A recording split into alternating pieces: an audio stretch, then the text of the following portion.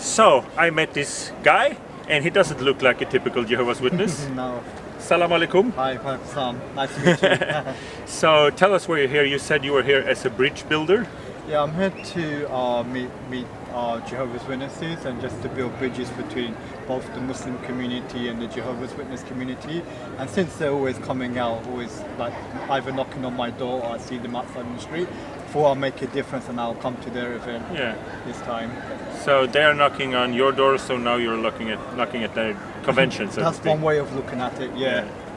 And also I got to meet you as well. And also I like to just go out and meet people, new people, and experiences and opportunities. So I see this also as an opportunity as well. Yeah. So, and just take it from there and see what happens.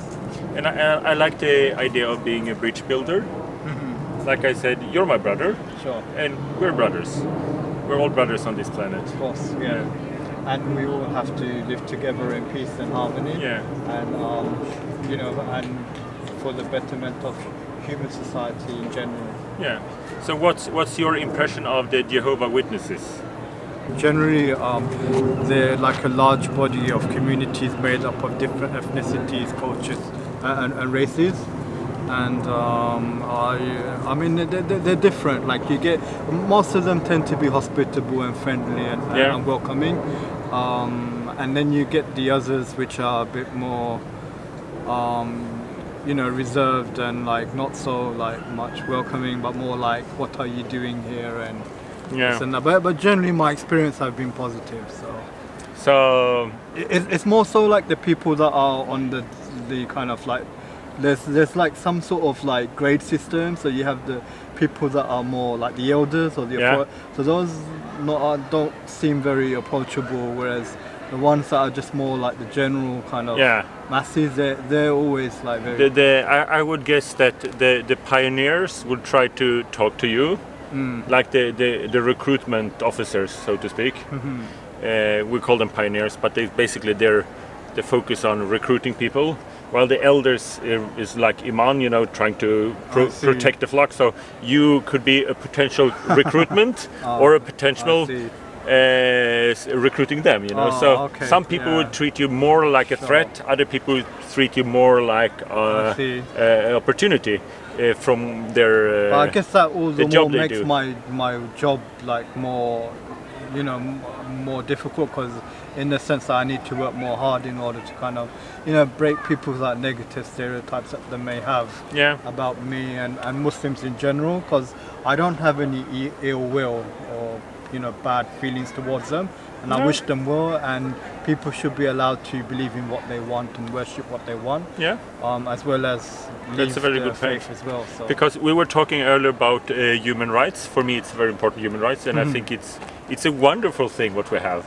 Because no matter if we disagree, we have different nations, we managed to agree on the human rights. And like you said earlier, that human rights do not contradict Islam. Yeah.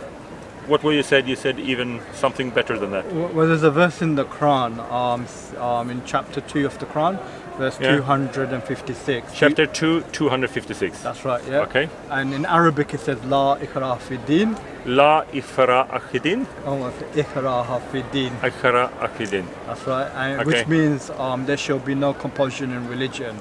No compulsion in religion. Yeah. And the context of the background of this particular verse, it mentions that some of the people from a Jewish Christian background converted to Islam and accepted the Prophet Muhammad, and they also wanted to convert their children to the faith, but the children didn't want to convert, they wanted to remain as they were. And so this verse was revealed in that situation. There should be no compulsion in religion, for truth stands out clear from error. So and there's no point in forcing people to faith, because that faith doesn't have any value anyway. So people should be able to, like it says in the Declaration of Human Rights, you should be able to choose your religion, but also as well as leave with no punishment. That's right. Yeah. Because if there's a punishment, it would be compulsory. Exactly, you're forcing people to just basically pretend something that they're not. Witnesses always say you're allowed to leave, but we will punish you, and that's not freedom. It's like saying you're allowed to rob the bank, but we will punish you. That means you're not allowed to rob the bank. Isn't like you're excommunicated from your family and friends? Yeah. Being disfellowshipped, excommunicated from a congregation, that's legal. You know, if we have a congregation called the Gustafsson's Poker Club, I'm allowed to excommunicate people. That's part of being a free, you know. But the fact that we will punish you, which shunning actually is, that tell your father and mother not to talk to you and stuff like that, that's against the human rights. Which is detrimental, like, to a person's psychology and mental health and well-being. So, like, I feel sorry for those that end up. I've noticed there's now a community that's emerging of ex-Jehovah's Witnesses, in which they're supporting one another. Yeah, and also ex-Muslims. I've met a few as well. Yeah. I actually have a few friends that are from the ex-Muslim community as well. Yeah. And you can still be friends. Exactly. Yeah, that's a good thing. At the end of the day, it's up to them. If they want to leave, then they should be allowed to leave. Yeah. I mean, in chapter 18 of the Quran, in verse 29. Chapter 18, verse 29. Yeah. It says, the truth has now come from your Lord, and those that want to believe in it, let them believe, and those that want to reject it, let them reject it. Let them reject it. So people should be allowed to either believe in what they want, and also to disbelieve as well. Yeah. So basically, that's the human rights thing is. And you also said something about noble. Yeah. Well, I like what you said yesterday when we met. You said, with the human rights, how you have different nationalities or different nations, all coming together and all agreeing upon like certain. It's a beautiful thing. Yeah. And you say it's amazing that people cannot see like possible like the providence of God or the hand of God behind it by bringing people from different cultures and backgrounds and different levels of understanding, all agreeing upon like certain basic human rights, basic human principles. Because if I were a religious person from any denomination, I would look upon this and say, this is kind of like a miracle. Yeah. You know, that we actually managed to do this. Exactly. Yeah. But you also said that I asked you earlier, is the human rights violate? No, is it contradicts Islam? And you said no, because a Muslim should be to be noble. A good Muslim is to be a noble human being. To be a good Muslim is to be a noble human being, and following the human rights would actually make you a noble human being. Yeah. So I mean, nobility or being good is what society sees and perceives. And if you want to be a good practicing Muslim, it's not about just going to the mosque praying 5 times a day, but then outside of the mosque, you're mistreating people, you're cheating, you're lying. This isn't to be a good practicing Muslim, but to be a good practicing Muslim is to be good with your family, with your wife, your parents, your children, as well as the society and benefit. And I feel like generally the perception today tends to be with the Muslim communities that people see us as people that have come to kind of steal from the general public or to be like a burden, rather than seeing them as being some sort of benefit, like people that can benefit society in general. To be a good practicing Muslim is to be a noble human being. I can tell you one thing that I actually liked was very good thing the Muslims did. Like one church, or I don't know what you call it, like mosque, because in Norway they celebrate New Year. And they use a lot of fireworks, and then fireworks everywhere, and it's really dirty. And I might have misunderstood something, but what they said, this mosque, they did not celebrate New Year's Eve, but instead they went out early, the 1st of January, to clean everything. So that's a very positive way of doing it. So the Christians celebrate this celebration, and we do the cleaning up. I really like it. It's a very, what we would say, a Christian thing to do. Community, very communal. English is not my first language. Communal thing to. Like a community thing, like all people from different communities. So they basically they humble themselves. Yeah, I hope. Like Jesus said, you should be the servant of your brother. Yeah, it's not the first that will. It's last will be the first, and the first will be the last. Yeah, and the Son of Man has come not to be served, but Yeah, to serve. that's what the one was thinking about. Yeah. So they actually went up and instead of being angry for the Christians doing all the noise at night, they went up early and clean after them. So Wow. that's really reaching out the hand. Yeah. And, I mean, and that's an example, a model for us British Muslims Yeah. living here. The Muslim community in Norway, we could learn from them. Yeah. Learn from their example. Yeah, I really like that. I hope if there's Muslims watching, they can take back and Yeah. I'll bring it. Practice. It's always a good thing to reach out. Like I'm reaching out to the ex-Mormons because we were talking about earlier this Protect Every Child campaign. That's Sam Young. He's he's a Mormon bishop. He used to be Mormon bishop to protect children from, because Mormons have a worldliness interview. So a child has to sit down with a grown man. Well, all Mormons have to do it, and some of them would abuse the situation and ask improper questions like masturbation and sexuality. So he wanted to get the Mormon Church to change this routine, so there will be no one-on-one interviews and no sexual explicit questions ever. And I support that campaign. Is there a website or something? There is. It's called protecteverychild.com. It used to be called Protect LDS Children, and then they broadened it because really children are children. Doesn't matter what color their parents have, you know. Yeah.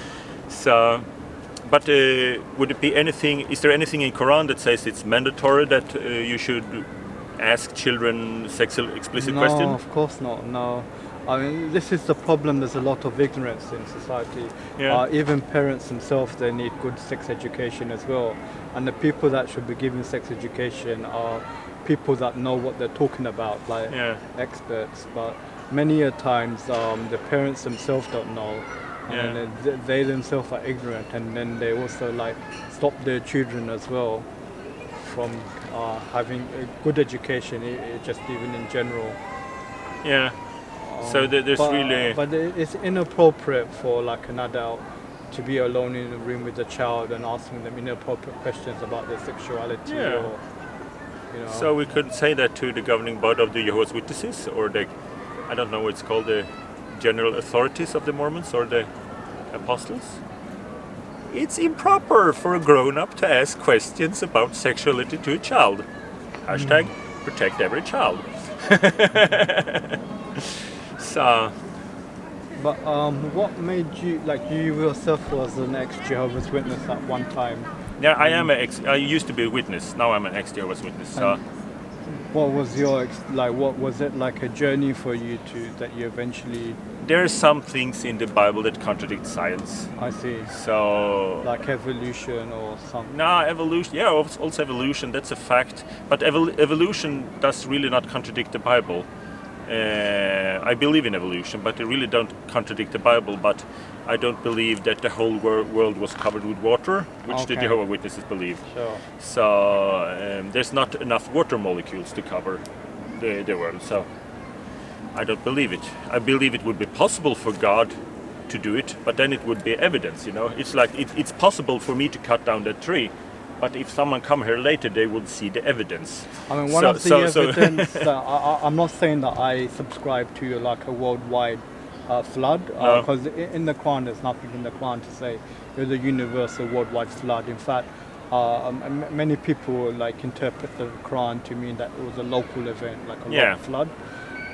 But some apologists for the Bible try to say that the worldwide flood happened because there's traditions, like in the Chinese culture and maybe in other cultures as well, that have the story of the flood. Yeah, but that was also when the ice, there was like ice, like we now have on Greenland, used to be in Canada, and that melted and went down the Grand Canyon, and then the Great Barrier Reef, for instance, used to be part of Australia. Now it's underwater.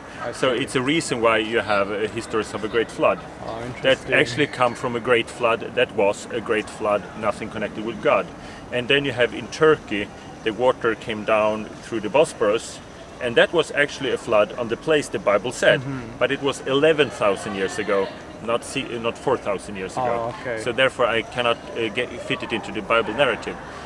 I've not read these traditions, but are there like similarities between the traditions? Like with names and characters and places. Yeah, well, not. You know, the Bible story fits very well to the actual story that happened when the Black Sea was flooded from the Mediterranean. So that actually happened, and that's the story. And then if you would be in a boat, then you would come to Ararat, which is Turkey. So if Noah was living on a place which now would be in the Black Sea, then it would be flood, and you would float, and you would come to Turkey. So that thing actually happened. But Didn't I find some sort of archaeological evidence as well? Yeah, there's a lot of stuff. But like I said, long story short, that's why I don't believe, because you need too much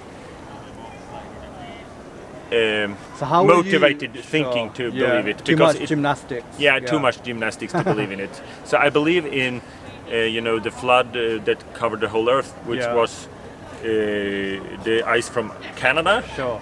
But that wasn't all Earth. It was just it would be possible to walk from England to Norway if it wasn't for the ice on Canada that melted and created Great Canyon. Oh, right. And then the second one was in Turkey.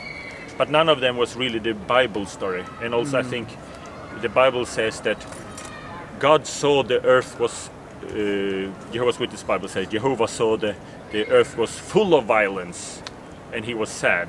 Okay? But how did he solve this problem? By killing everyone. That's a very weird way of doing. I'm sad. There's too much violence. Let's kill everyone. Is that like in the time of Noah? Yeah, he found men was too wicked. Yeah. And so like if I'm a tourist. If I see there's too much violence in London, there's too much violence. Let's kill everyone. It's really not a solution to the violence. It's just making more violence. How were you exposed to these problems with the Jehovah's Witnesses? No, we go door to door knocking. Okay. So and I was good at arguing, but I used to argue both sides arguments. I see. So if I meet you, and then you're not interested, you close the door and I go away. In my head, I would be doing your side of the argument and my side of argument. Arguing. And then... So you had one of those minds. Yeah. So after a while, I would see you have good argument and so like the blood policy, Jehovah's Witnesses not allowed to take blood. I would argue both sides of the case until I thought like, really, I have crappy arguments. And also like Trinity, I don't believe particularly in the Bible because I can argue and prove that Jesus is not God, but I can also argue and prove that Jesus is God. So therefore I feel it really hard to believe that this book was written by God. Because if you would written a book to explain, what every Christian or religious person need to know, we could write a really small book that would be easy to understand. Because many of the Christian domination and also Islam and Judaism is based on that we are helping you to explain what God really meant, Oh, I see. And I believe if there's a God, he really doesn't need my help to explain what he meant. And that's how it is, and that's how it should be, like in the Muslim faith. There's no like priest between you and God. It's just a direct relationship between you and God, which is why I have ex-Muslim friends, because I know very good. It's between them and God. It's not for me to judge. Yeah. So what's the focus on what's the name of your YouTube channel? Nasam44. Nasam44. I will put the link in the description. Nasam44. And what's the focus on it? Like my focus is I need a platform for my activism, which is human rights as activism. # all religions must. But I also try to show people that there's life outside the cult. There's a wonderful world with goats and sunshine and friends, brothers. This is my brother. He's not a witness. He's my brother. We have a wonderful paradise right now. Sorry, that's about me. What's your focus? My purpose is like just to build bridges and to create better understanding. Bridges and better understanding. Nasam44. It was really nice to meet you. So. Thank you. Cheers. This is a great interview. Cool, yeah.